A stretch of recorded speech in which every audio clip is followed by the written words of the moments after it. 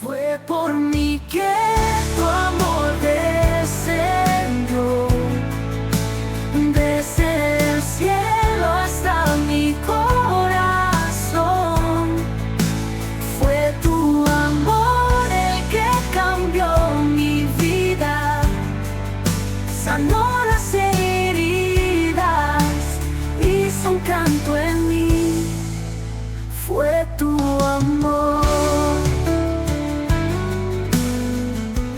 Evangelio de Juan, capítulo 20, segunda parte. La tumba vacía, el triunfo de la vida sobre la muerte. La introducción quiero repetirla porque es muy potente la reflexión que hacemos en esta primera parte.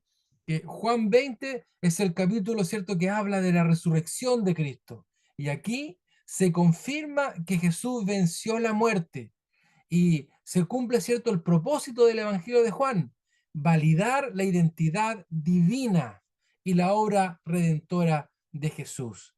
Hemos estudiado en cada capítulo cómo el Evangelio de Juan nos muestra las características de Cristo, cómo Él cumple cada una de las profecías, cómo lo podemos conocer, ¿cierto? El Hijo de Dios, el Cordero de Dios que quita el pecado del mundo, Jesús, la vid verdadera, Jesús, la roca firme, el camino, la verdad y la vida. Cada una de estas características que ejemplifica Jesús también nos da a conocer cuál era su propósito aquí en la tierra. Y el libro de Juan lo deja más que claro. Y aquí también en este capítulo lo que hace es validar la identidad divina de Jesús, obviamente por resucitar. Y cambia este tono que estaba marcado por la tristeza, por la amargura de la muerte y la crucifixión de Cristo, ¿cierto? Pero lo cambia por un tono de esperanza. Los discípulos pasan del miedo a la fe. Y es importante ver este cambio porque también nos ejemplifica a nosotros, no, nosotros también nos debemos poner como ejemplo. También en algún momento de nuestra vida vamos a pasar por ese valle de sombra, por ese momento difícil, pero al igual que los discípulos fueron transformados, bueno, también nosotros podemos pasar por estos procesos. Por eso los discípulos pasan del miedo a la fe. Y claramente la resurrección no solo transforma la historia, sino también nuestros corazones. Nosotros como hijos de Dios, como cristianos, no solo tenemos que ver la resurrección como un hecho histórico, así como vemos, no sé, la, la torre de Babel, ¿cierto? Hechos que cambiaron el rumbo de la historia, la Revolución Francesa. Es más que un hecho. Para nosotros no solo cambia la historia, sino que transforma nuestra vida. La resurrección no solo transforma la historia, sino que también es personal, porque transforma nuestros corazones. Entonces, debemos entender lo que significa para nosotros y para la historia el hecho de la resurrección. Por eso, la importancia de esta. Y una de las cosas que vimos la semana pasada es que la resurrección de Jesús fue anunciada, y fue anunciada en los salmos, por los profetas y por el mismo Jesús. Por eso, y esto confirma, confirma lo que decimos decían de la historia. Es un hecho histórico, pero también es un hecho personal, un hecho que fue anunciado por la historia. Por ejemplo, en el Salmo 16:10: porque no dejarás mi alma en el Seol, ni permitirás que tu santo vea corrupción. Si bien es cierto, esto es un salmo de David, pero ya está anunciando, ya está señalando que Jesús iba a ser el que su vida, ¿cierto?, no iba a quedar en el Seol, en el lugar de muerte, en el lugar del abismo, sino que iba a resucitar. Nosotros sabemos que David sí murió y su cuerpo quedó ahí en algún momento, pero esto emerge como una profecía. El Cristo, el Salvador, que venía del linaje de David, no iba a ver la muerte eterna. O sea, su cuerpo no iba a quedar en el Seol.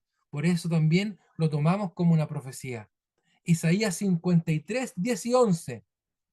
Con todo eso, Jehová quiso quebrantarlo, sujetándolo a padecimiento. Cuando haya puesto su vida en expiación por el pecado, verá linaje, vivirá por largos días, y la voluntad de Jehová será en su mano prosperada. Es hermoso ver cómo en este pasaje resume lo que padeció Jesús. Lo dice con claridad. Fue quebrantado, sufrió el padecimiento, pero después que haya cumplido el propósito, mire qué interesante, declara lo que iba a padecer, quebranto, padecimiento, declara el propósito cuando haya puesto su vida por expiación por el pecado. Ese es el propósito. Y aquí viene la consecuencia. Verá linaje, vivirá por largos días. Y este verá linaje no tiene que ver solo con una descendencia física, sino con una descendencia espiritual. Este linaje es la descendencia de los que han de creer en Cristo, de los que han reconocido a Jesús como Señor y Salvador. Ahora nosotros somos parte de este linaje. Qué hermoso, ¿verdad? Los que no éramos pueblo, ahora somos pueblo, somos parte de este linaje. Tiempo atrás se recuerda, predicamos acerca de este real sacerdocio, linaje escogido. De ahí viene, ¿cierto? Segunda de Pedro.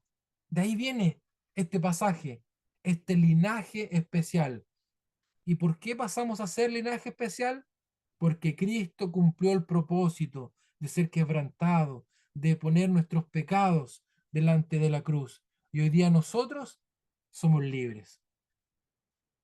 Por eso dice aquí esto, verá linaje. Jesús resucitado vio el linaje, la descendencia de los que hoy día somos hijos de Dios. Qué tremenda bendición poder leer estos versículos que nos aclaran, que nos enseñan que el padecimiento estuvo anunciado, pero también su resurrección. Oseas 6:2 nos dará vida después de 2 días. En el tercer día nos resucitará.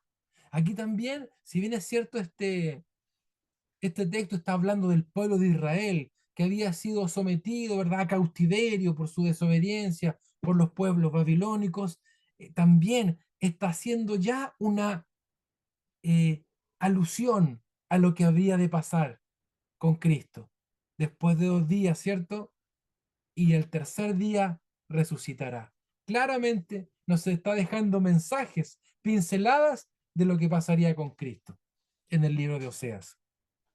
Y por supuesto Jesús también declara su resurrección. Mateo 16:21. Desde entonces comenzó Jesús a declarar a sus discípulos que era necesario ir a Jerusalén y ser muerto y resucitar al tercer día. Una vez más, Jesús nos enseña que Él conocía el plan de su Padre, que cada palabra que Él dijo fue dada por su Padre Celestial, que cada milagro, que cada señal que Él hizo fue declarada, fue diseñada por el Padre bendito. Y claramente también tenía claro este propósito y este plan que llevaba también consigo el resucitar. Lo deja claro ahí en Mateo. Y en Juan 2, 19, 21. Aquí también en una especie de analogía de habla del templo, Él nos declara esto. Destruid este templo y en 3 días lo levantaré. Y Él estaba hablando de su cuerpo. Si bien es cierto, los judíos pensaron, cierto, como una locura. ¿Qué locura hablas? Este templo fue construido en muchos años y tú pretendes destruirlo.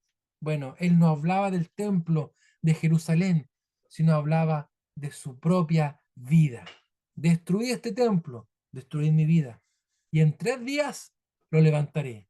En 3 días resucitaré. Jesús también nos cuenta de este milagro que sucedería, el de la resurrección.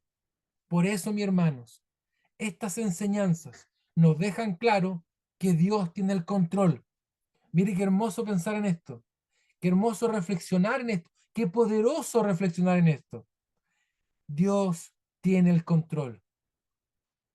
tanto de la historia de Jesús al enviarlo, al cumplir su propósito completamente.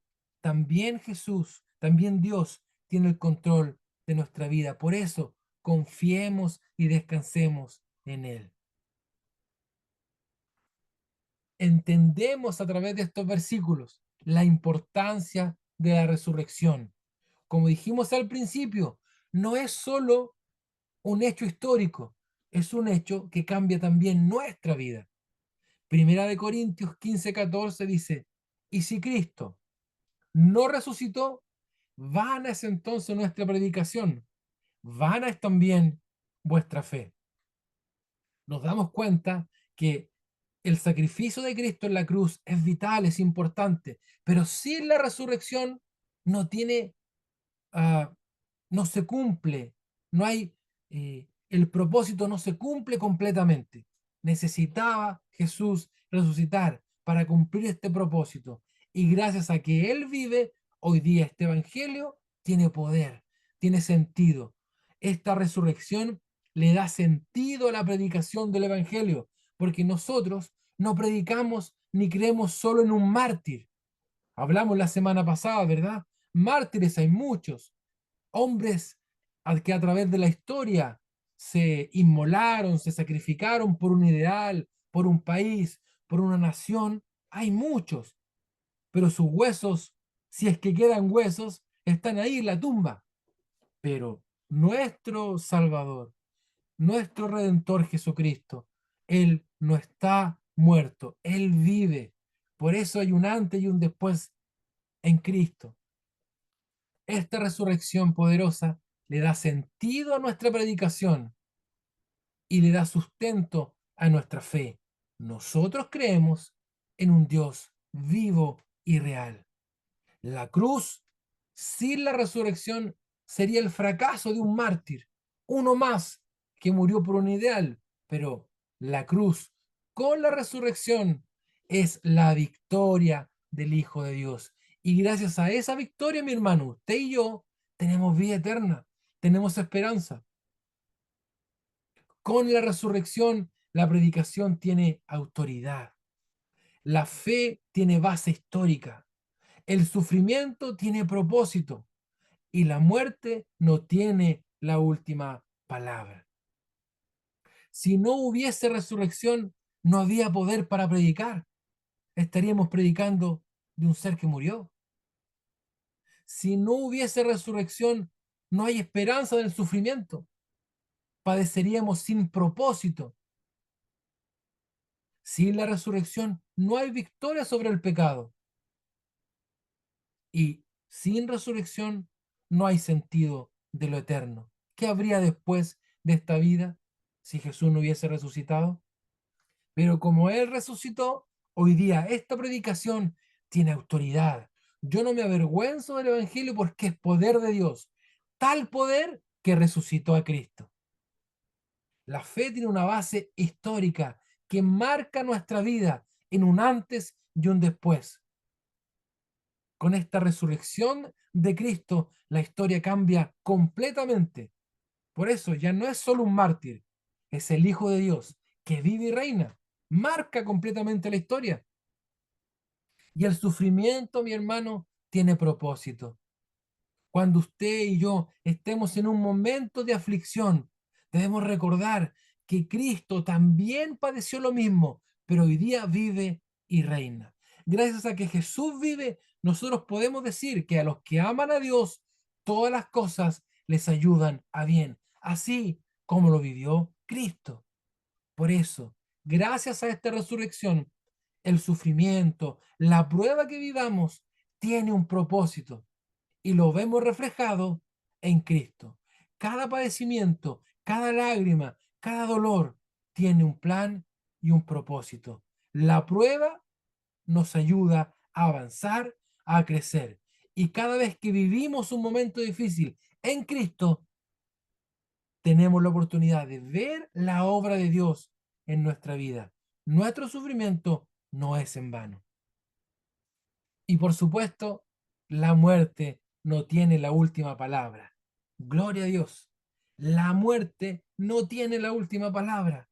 Para nosotros, después de esta vida, si hay otra, una vida de plena comunión con nuestro Dios soberano. Recuerda, nuestra vida eterna parte desde el momento que nosotros aceptamos y creemos en Jesús como Señor y Salvador.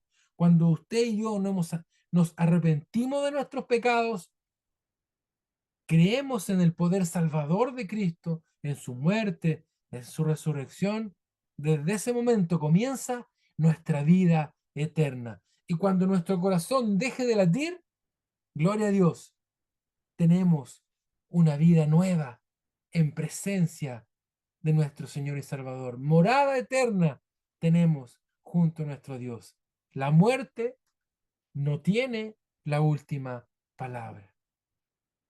Cuán importante es entender esta resurrección. Y los discípulos que estaban viviendo tiempos complejos porque habían visto a su esperanza, a su maestro morir, están en esta incertidumbre. ¿Qué va a pasar? Y es tiempo de que ellos, y ahora lo vamos a ver, entiendan la importancia y el poder de la resurrección. Vamos a leer Juan 20, 19 al 23. Jesús se aparece a los discípulos. Cuando llegó la noche de aquel mismo día, el primero de la semana, estando las puertas cerradas en el lugar donde los discípulos estaban reunidos, ¿cómo? Por miedo a los judíos. Esta era la condición de los seguidores de Cristo.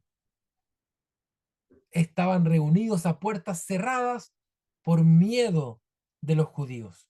Y en ese momento, en esa instancia de temor, vino Jesús. Gloria a Dios. Vino Jesús y puesto en medio, les dijo, paz a vosotros. Y cuando les hubo dicho esto, les mostró las manos y el costado. Y los discípulos se regocijaron viendo al Señor. Así también yo os envío. Y habiendo dicho esto, sopló y les dijo, recibid el Espíritu Santo. A quienes remitiereis los pecados, les son remitidos. Y a quienes se les retuviereis, les son remitidos. Aquí hay varias enseñanzas que quiero mostrarles. Y cómo también estos discípulos también se parecen a nosotros cuando estamos viviendo tiempos de angustia o de incertidumbre. Primero es que Jesús está de vuelta. Y eso es maravilloso. Mi hermano, Jesús está de vuelta. Y esto ya involucra un cambio radical en la vida de los discípulos. Lo primero es que Jesús aparece en medio y declara paz. Recuerde, ¿cómo estaban ellos? Estaban encerrados, ¿cierto? Con las puertas bien juntas, bien protegidas, las cortinas cerradas. ¿Por qué? Porque tenían miedo. Porque ellos también estaban pensando que les podía pasar lo mismo que les pasó a su maestro. Y en estas circunstancias Jesús aparece y él declara paz. La palabra paz también es declarada shalom en hebreo, shalom.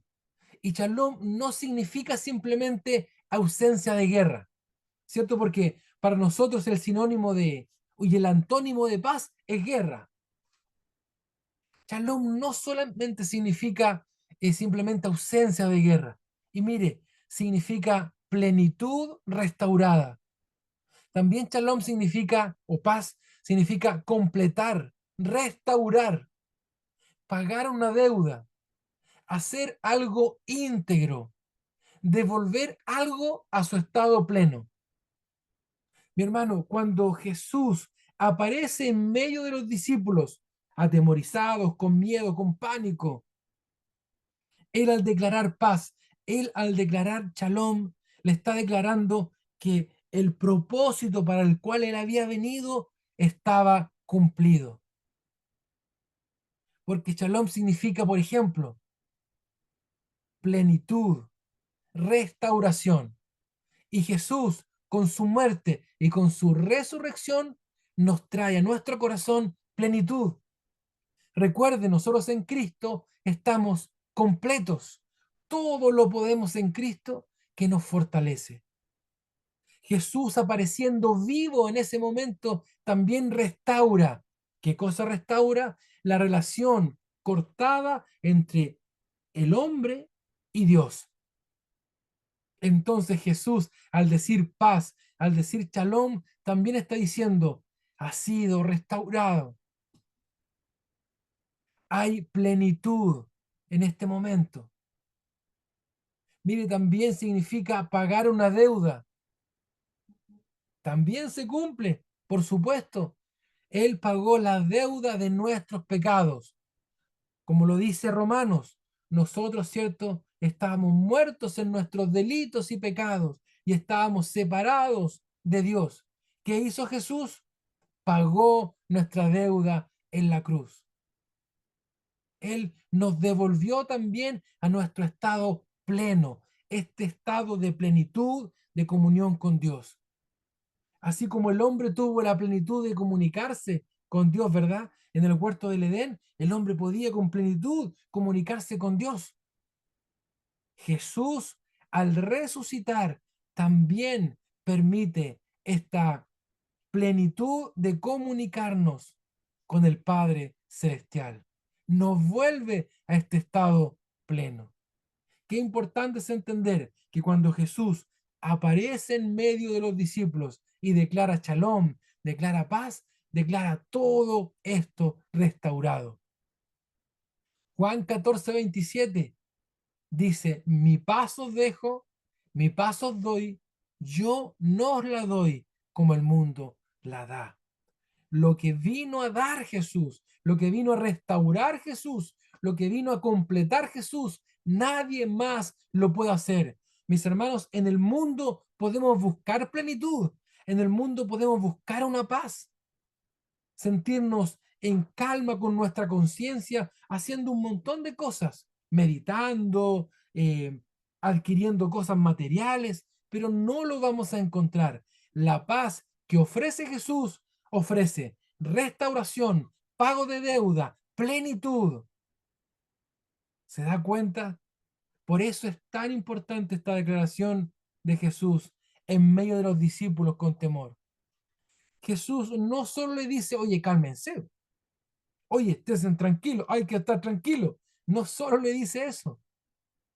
Jesús, la paz que ofrece Jesús, este shalom que ofrece Jesús, es restauración, es plenitud, es completar el propósito para el cual fue llamado, es pagar una deuda, es que nos sintamos íntegros en Él.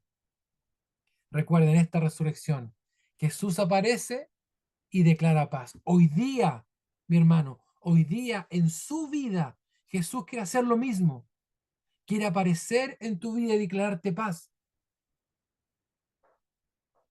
Hoy día nosotros también podemos experimentar este shalom, esta paz integral cuando recibimos y confiamos en Él. Qué bendición. Qué bendición tener este conocimiento, mi hermano. Recibámoslo, atesorémoslo y vivámoslo. Jesús aparece en medio y declara paz. Hoy día cuando usted escuche la palabra paz, recuerde esto. Recuérdelo, guárdalo en su corazón. La paz de Jesús completa, restaura, paga deuda, devuelve nuestro estado de plenitud. Gracias, Señor. Solo la paz que ofrece Cristo. Y también lo que hace Jesús en medio de los discípulos es mostrar sus heridas como testimonio. Jesús muestra sus marcas dando testimonio que venció el dolor físico, venció el dolor emocional y por supuesto venció la muerte. Mis hermanos, las heridas de Cristo no son señal de derrota, sino una credencial de victoria y de autoridad. Jesús le muestra las manos a sus discípulos. Quizás también le muestra la señal de su frente, donde estuvo la corona de espinas. Le muestra sus pies. Lo que Jesús le está diciendo es, yo mismo soy, no soy otro. Esto es importante, mi hermano, porque hay religiones, hay sectas, hay pensamientos que después dicen, no, es otro Jesús. Uno murió y después aparece otro. No, el que resucitó es el mismo Jesús. Por eso muestra sus manos, señal de victoria. Jesús venció la muerte. El mismo Jesús que padeció la cruz, los látigos, la corona de espinas, el mismo que fue sepultado, hoy día vive. Gloria a Dios. Y esas heridas son testimonio. Isaías 53:5. Por su llaga fuimos nosotros curados. Este mismo Jesús que fue crucificado es el que nos da a nosotros la salvación, la sanidad, la vida eterna. Damos gracias al Señor por ese sacrificio y por este testimonio que son las marcas en sus manos. Nosotros podíamos preguntarnos, ¿y por qué Jesús no volvió completo, íntegro, sin manchas sin marcas en sus manos? Quizás nosotros, como una manera superficial, podríamos pensar que era una señal de mayor poder, pero no. Jesús está demostrando que Él mismo que padeció es el mismo que hoy día resucitó. Por eso sus discípulos se maravillan y renuevan su esperanza, porque dicen y creen, el mismo que murió es el mismo que también resucitó. Y después de esta fe que hay en el corazón de estos discípulos, Jesús hace una declaración de entrega de misión. Los envía, pero los envía armados con el Espíritu Santo. Cuando nosotros creemos, cuando nosotros declaramos nuestra fe en Cristo, también recibimos una misión. Jesús los desafía a llevar las buenas nuevas de salvación y libertad, pero también les da una promesa, que es la promesa de que no estarían solos, porque les hace, ¿cierto?, esta declaración. El Espíritu Santo está en sus vidas. El texto dice así, y les dijo, recibid el Espíritu Santo.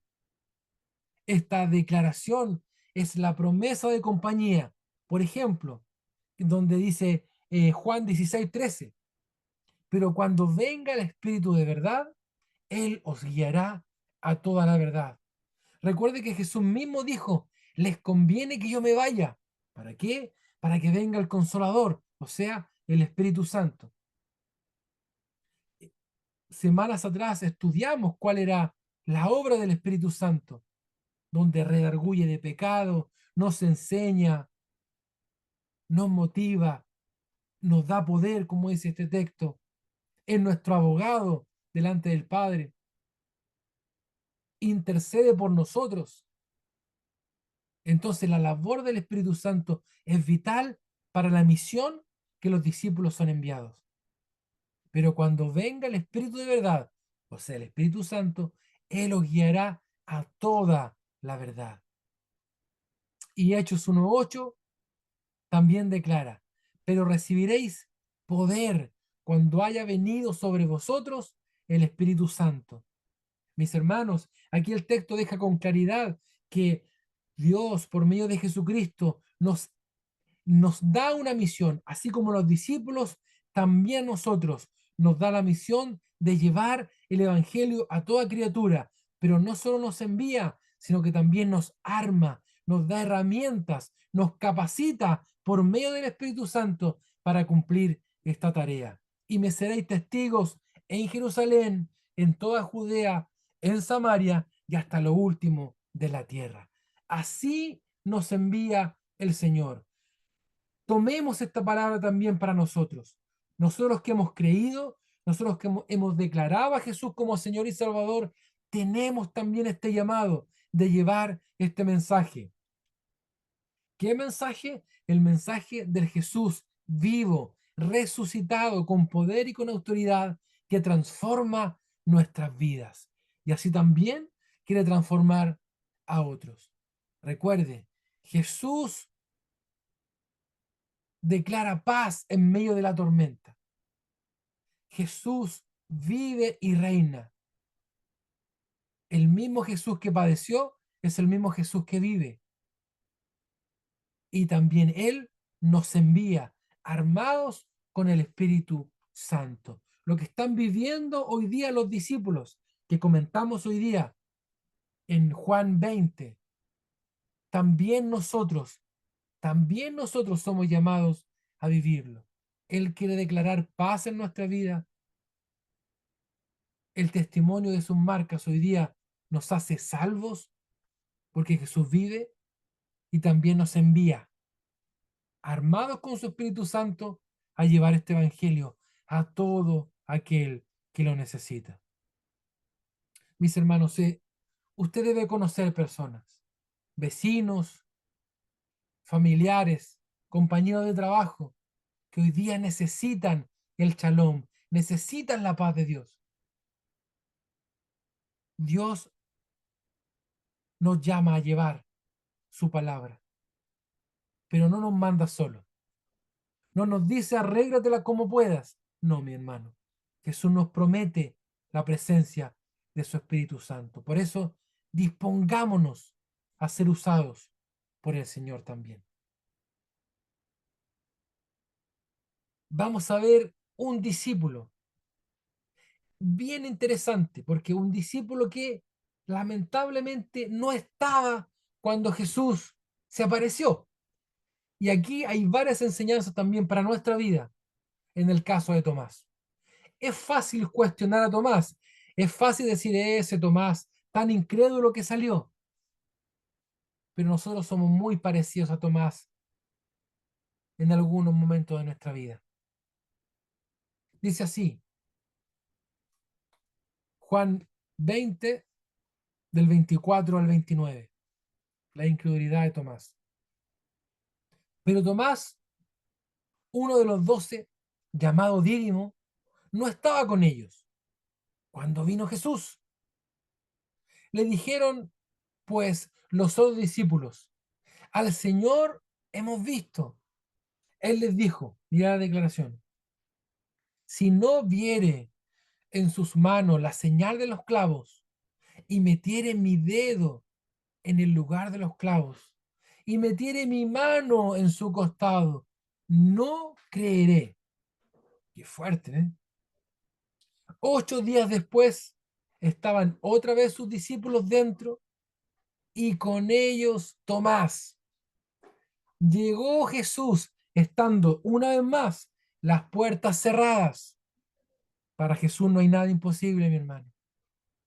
Y se puso en medio y les dijo, paz a vosotros.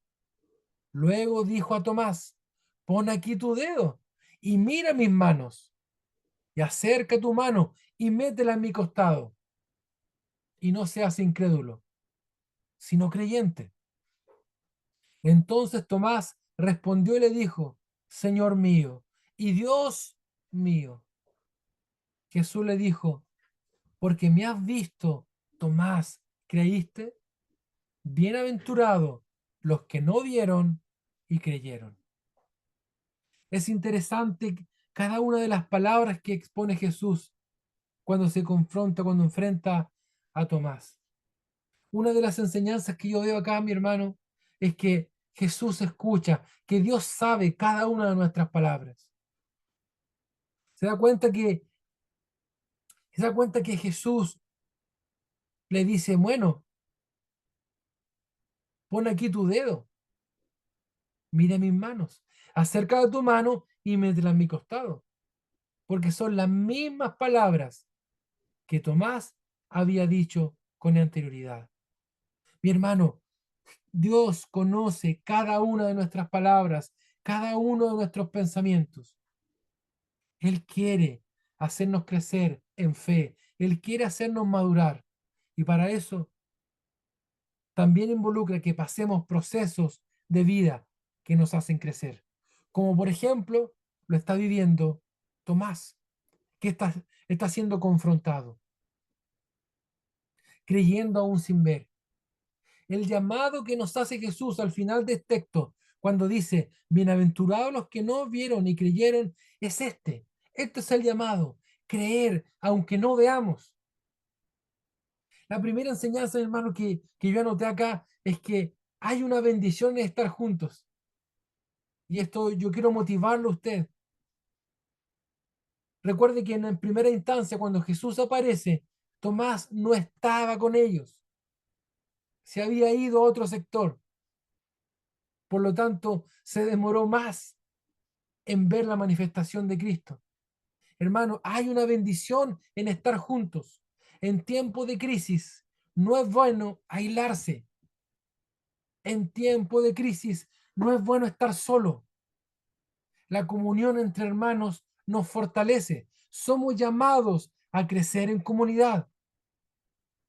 Yo espero que se tome esta palabra y que anhelo que cuando otros hermanos vean este video, quizás ya grabado, también se tomen de esta palabra. No es bueno estar solo, no es bueno aislarse. Somos llamados a crecer en comunidad, común, unidad, estar unidos, no solo juntos, sino unidos en Cristo. A Tomás le llevó un tiempo más crecer en fe. ¿Por qué? Porque se aisló, porque quiso estar solo.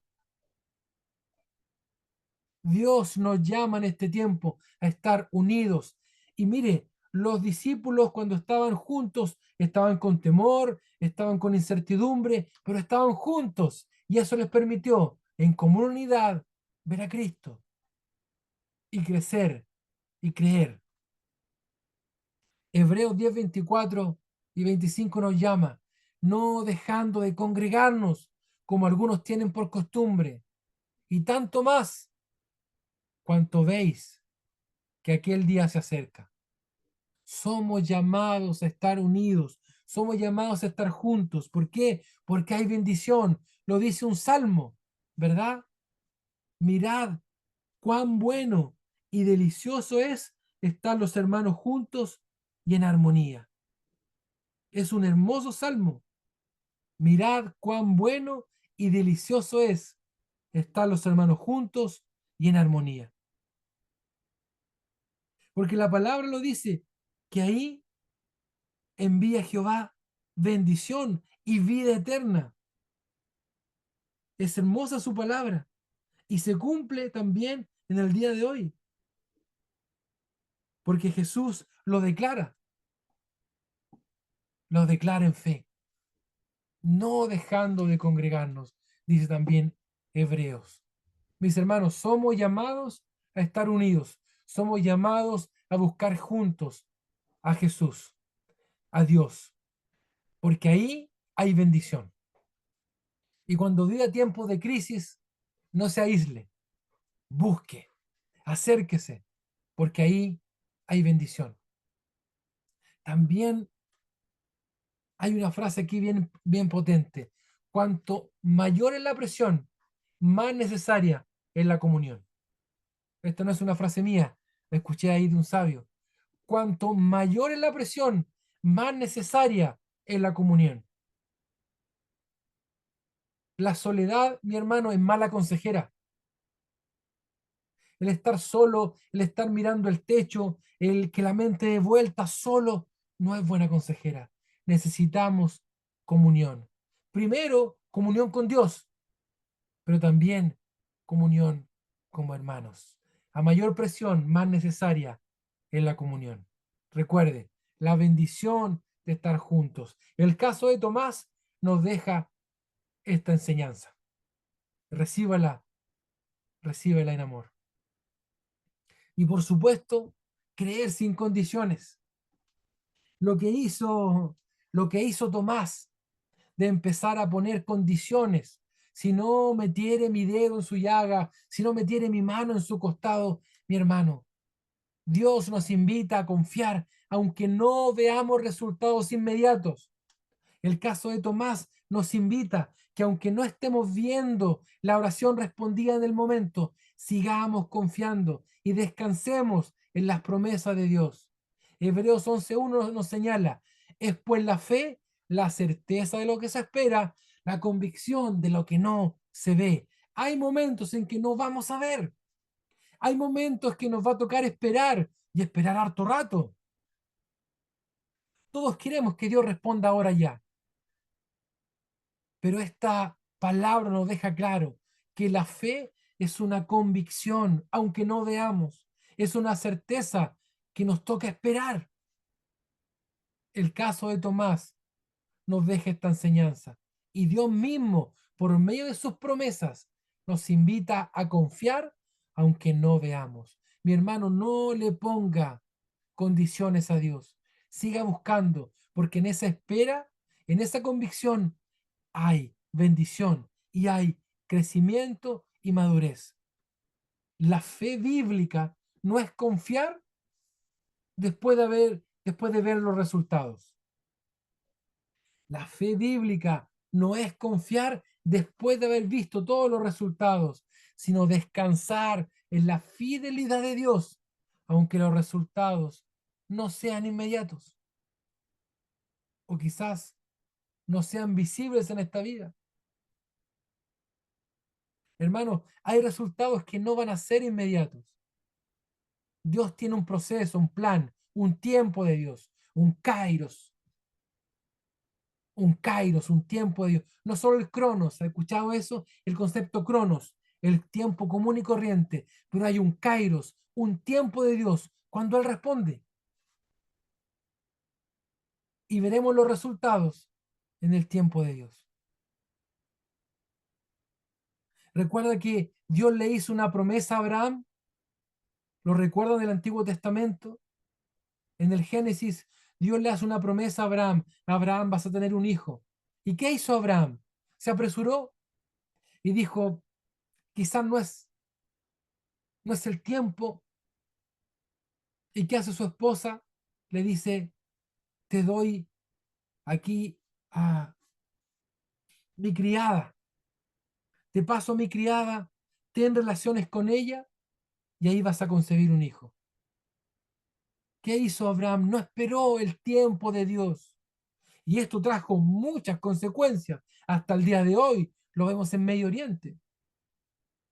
Esperemos el tiempo, el kairos, el tiempo de Dios y veremos los resultados perfectos y precisos de Él. Pero también, mi hermano, va a haber instancias donde quizás no vamos a ver el resultado, pero sigamos confiando. El mismo libro de Hebreos ahí dice que eh, hubieron muchos que no vieron la promesa cumplida, pero Dios proveyó algo mejor. Recuerde, mi hermano, sigamos creyendo, sigamos confiando, aunque no veamos resultados inmediatos. Descansemos en la fidelidad de Dios, aunque los resultados se demoren o no sean visibles, inclusive en esta vida. Pero nosotros veremos los resultados en esa vida que Dios nos tiene preparado más allá. Crea, confíe sin condiciones y verá los resultados perfectos de Dios. Es una hermosa enseñanza que nos deja este capítulo. Y por supuesto,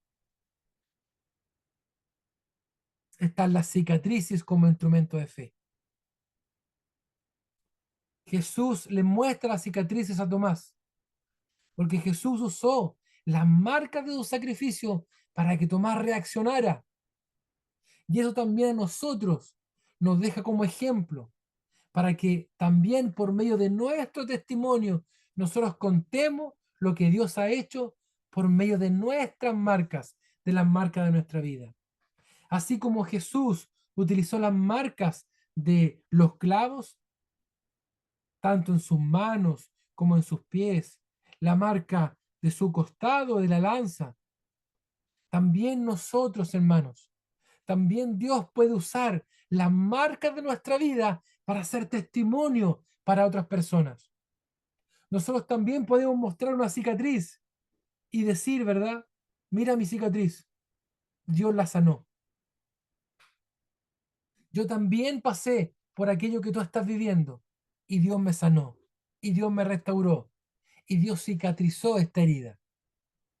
Las cicatrices también son instrumentos de fe. Así como Jesús la utilizó en Tomás, también Dios quiere utilizar lo que hemos pasado, aquello duro, aquello difícil que hemos pasado, pero que Jesús quiere sanar también como instrumento de fe. Miren lo que dice 2 Corintios 1:4. Dice, el cual, nuestro Dios, el cual nos consuela en todas nuestras tribulaciones. ¿Para qué? Para que podamos también nosotros consolar a los que están en cualquier tribulación, por medio de la consolación con que nosotros somos consolados por Dios. ¿Se da cuenta? Nos deja claridad. Dios, por medio de Jesucristo, nos consuela, nos sana, nos restaura. ¿Para qué? Para que nosotros también podamos consolar a otro. ¿Con qué? Con nuestro testimonio, con lo que Dios hizo en nuestra vida. Y esas heridas del pasado hoy día son una cicatriz, son un recuerdo, pero ya no duele. Son una herida cicatrizada, un recuerdo que quedó ahí, pero que es testimonio de que Dios también obró. Por eso, mi hermano, primero que todo, dejemos todas nuestras cargas, todas nuestras heridas delante del Señor para que Él las sane. Y el día de mañana, esas heridas ya sanadas serán testimonio para otra persona que está viviendo lo mismo que vivimos nosotros. Ese consuelo que hemos recibido también nos servirá para consolar a otros. ¿Se da cuenta que Dios sigue confirmando que Él quiere usarnos? Él quiere salvarnos, restaurarnos, perdonarnos y enviarnos a llevar estas buenas nuevas de salvación. Las cicatrices también son instrumentos de fe. Que el Señor nos guíe a ser usados también con aquellos que necesitan escuchar la verdad. Y termina Juan 20, del 30 al 31, declarando el propósito del libro. Hizo además Jesús muchas otras señales en presencia de sus discípulos, las cuales no están escritas en este libro, pero éstas se han escrito para que creáis que Jesús es el Cristo, el Hijo de Dios, y para que creyendo tengáis vida en su nombre. Nos deja con claridad esta parte final del Evangelio de Juan, aquí en Juan 20. ¿Cuál es el propósito de este libro? Primero, que creamos en Cristo como el Hijo de Dios. Hermanos, el apóstol deja claro que este propósito es que nosotros sepamos quién es Jesús y creamos en Él. Pero mi hermano, que sepamos no solo de nombre. La idea no es que nosotros tengamos un conocimiento intelectual de Jesús, porque sabe, hay mucha gente que sabe harto de Jesús, así como habla de Martín Lutero, de Martin Luther King, de personajes de la historia de Roma, de Grecia, de nuestra propia historia chilena. Así hay muchos que saben mucho de Jesús, pero el llamado al conocimiento de Cristo es más que algo intelectual, es que sepamos quién es Él, su autoridad y por supuesto creamos en Él. Y este conocimiento nos llevará a rendir toda nuestra vida delante de Cristo. Juan 17:3, y esta es la vida eterna. Aquí está el concepto, que te conozcan a ti, el único Dios verdadero, y a Jesucristo, a quien has enviado. El propósito de la palabra, el propósito de cada una de estas verdades es que nosotros conozcamos, sepamos quién es Jesús y nos rindamos delante de Él. El propósito del Evangelio de Juan es declarar la divinidad de Jesús. ¿Quién es Jesús? He aquí el Cordero de Dios que quita el pecado del mundo. Por eso yo me rindo delante de Él, porque solo Él me limpia, borra mis pecados y me hace una nueva criatura. Este es el conocimiento que nos conviene. Esta es la vida eterna, conocer, saber quién es Jesús, porque esto nos da vida eterna y salvación. Y también que tengamos vida en su nombre. Este creer, este rendirnos, este saber quién es Jesús, nos permite tener vida en su nombre. La fe en Jesús, mis hermanos, nos cambia. Pasamos de muerte a vida, de la tristeza a la esperanza real. ¿Por qué? Porque tenemos la vida en nosotros. Por eso no es solo conocer de memoria o conocimiento intelectual. Nosotros creemos, nos rendimos, por lo tanto, la vida de Jesús está en nosotros. Y nuestra vida es transformada completamente. Juan 5:24, de cierto, cierto os digo, el que oye, ¿qué cosa? Mi palabra. El que oye mi palabra y cree al que me envió, tiene vida eterna y no vendrá a condenación, mas ha pasado de muerte a vida. Esta es la consecuencia de creer, de conocer y de rendirnos delante de este Jesús que estamos conociendo. Este conocimiento, la palabra conocer, es rendirse, es saber quién es Él y por supuesto hacerlo Señor y Rey de nuestra vida. La fe en Jesús nos cambia. Es un, es una transformación que parte desde adentro y que se ve claramente en el exterior. El creer en Cristo nos comienza a transformar desde adentro hacia afuera. Por eso después nuestra vida va a pasar a ser un testimonio de lo que Dios está haciendo en nuestro interior. Mis hermanos, el propósito, el plan de esta escritura es esta, que creamos en el Hijo de Dios, que nos rindamos delante de Él, que sepamos con convicción quién es Jesús, que no dudemos quién es Jesús. Recuerde que el mismo Jesús que sufrió los clavos en sus manos y en sus pies, que vivió, que sufrió la cruz, es el mismo que resucitó. Por eso es tan vital entender que la vida eterna es conocer y saber quién es Jesús. Y esto nos da el regalo más hermoso, que es la vida eterna, la esperanza real. Concluimos diciendo que la resurrección de Jesús es la base de nuestra fe cristiana. Mi hermano, Cristo, Él vive y por eso tenemos esperanza.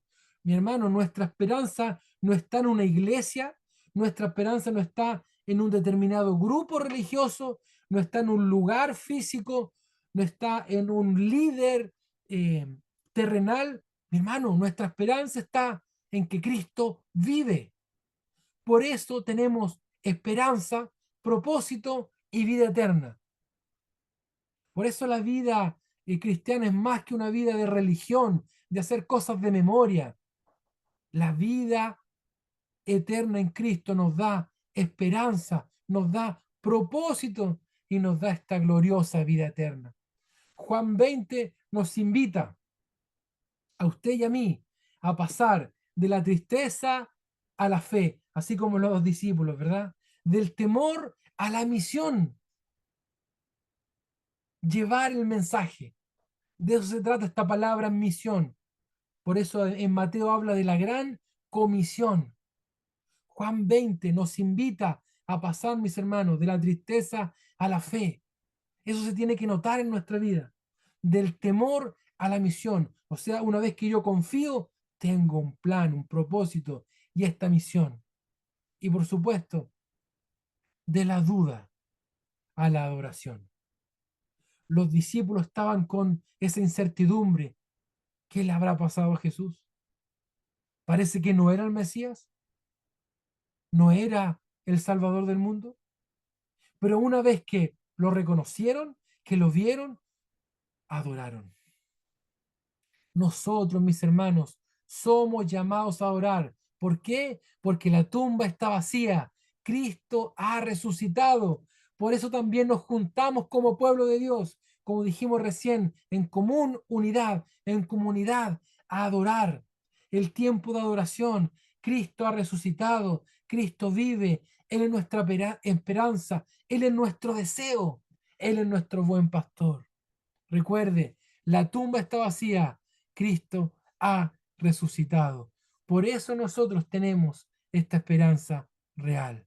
Y como dice Juan 20:29, bienaventurados los que no vieron y creyeron. Hoy día, mi hermano, usted y yo somos bienaventurados porque nosotros no vimos a Cristo resucitado, pero hemos creído y le hemos declarado Señor y Salvador de nuestra vida. Y por eso hoy día tenemos esperanza.